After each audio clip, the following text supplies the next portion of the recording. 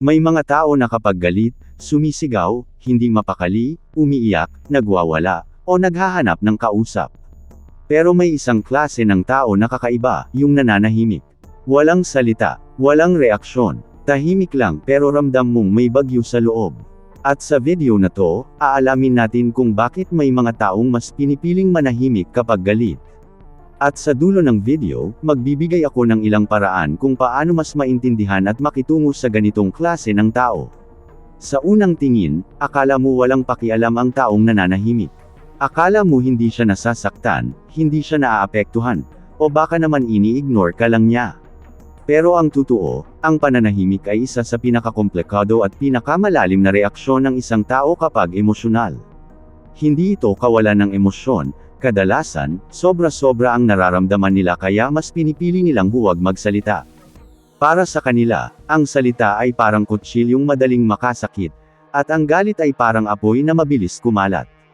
Kaya mas pinipili nilang hindi muna kumilos, hindi muna magsalita, at hindi muna mag-react dahil alam nilang may posibilidad silang makagawa o makapagsabi ng bagay na hindi na mababawi. May mga taong nananahimik kapag galit dahil ganito sila pinalaki. Lumaki sila sa tahanang bawal ang malakas na boses, bawal ang pagtatalo, bawal ang pag-express ng galit. Kaya habang tumatanda, natutunan nilang pigilin ang sarili dahil iyon ang safe para sa kanila. Hindi sila sanay na ipaglaban ang nararamdaman nila gamit ang salita. Imbes, ini-internalize nila ang bigat. Para sa kanila, ang pananahimik ay paraan para maiwasan ang trouble. Para maiwasan ang sigawan. Para maiwasan ang conflict. Ito ang naging default survival response nila. May iba namang nananahimik dahil hindi nila kayang mag-process ng emotions agad. Yung tipong mabilis gumana ang utak nila, iniisip ang lahat ng posibilidad, iniisip ang kahihinatnan, iniisip ang dapat sasabihin. Para silang computer na overloaded. At kapag overload ang system, humihinto muna. Hindi dahil ayaw magsalita, kundi dahil ayaw nilang makasakit o makagawa ng desisyon base sa impulse. Sa loob-loob nila, naglalaban ang damdamin at logic. At habang naglalaban iyon, lumalabas ang katahimikan. Meron ding nananahimik dahil ayaw nilang lumala ang sitwasyon. Alam nila na kapag nagsalita sila ng galit, lalo lang titindi. May mga taong ayaw sa sigawan, ayaw sa drama, ayaw sa eskandalo. Hindi sila comfortable sa confrontation. Mas gusto nilang pag-isipan muna bago magsabi ng anumang salita. Hindi dahil mahina sila, kundi dahil mas pinahahalagahan nila ang kapayapaan kaysa manalo sa argumento. Pero may mga tao ring nananahimik dahil pagod na sila. Hindi dahil wala silang paki, pero dahil nasaktan na sila ng paulit-ulit at wala ng lakas para mag-explain. Kapag paulit-ulit nilang naramdaman na hindi sila pinapakinggan, hindi sila naiintindihan, o hindi binibigyan ng halaga ang nararamdaman nila, dito pumapasok ang silent shutdown.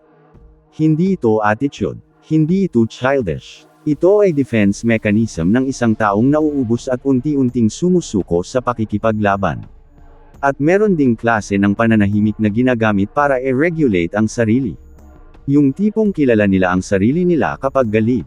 Alam nila na may chance silang maging harsh, may chance silang sumabog, may chance silang masaktan ng taong kaharap nila.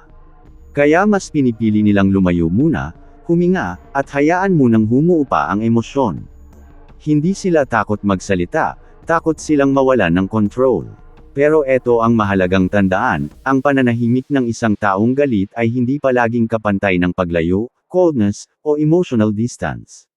Kadalasan, ito ay paraan nila para protektahan ang relasyon, hindi para sirain. Para protektahan ang sarili, hindi para manakit. Para magbigay ng space, hindi dahil ayaw nila sa'yo, kundi dahil ayaw nilang masaktan ka sa magiging sagot nila. At ngayong alam na natin ang mga dahilan, ano nga ba ang pwede mong gawin kapag may taong nananahimik kapag galit? Narito ang ilan sa mga simpleng paraan para mas maintindihan at makitungo sa mga taong ganito. Una, huwag mong pilitin silang magsalita habang mataas pa ang emosyon. Hindi sila umiiwas, nagre-regulate sila. Pangalawa, bigyan mo sila ng assurance na ligtas silang magsabi ng nararamdaman nila kapag handa na sila. Pangatlo, kapag nagsimula na silang magsalita, makinig ka ng hindi nag-i-interrupt. Kadalasan, hindi salita ang kailangan nila kundi respeto. At panghuli, tandaan na hindi lahat ng katahimikan ay rejection. Minsan, iyon ang pinakamalambot na paraan ng isang taong pagprotekta sa sarili at sa mga taong mahal niya. At kung gusto mo pang matuto ng mas marami pang kwento at aral tungkol sa isip at ugali ng tao, huwag kalimutang mag-subscribe sa The Mind Library PH. Dito, sama-sama nating susuriin ang mga sekreto ng isip at damdamin ng tao.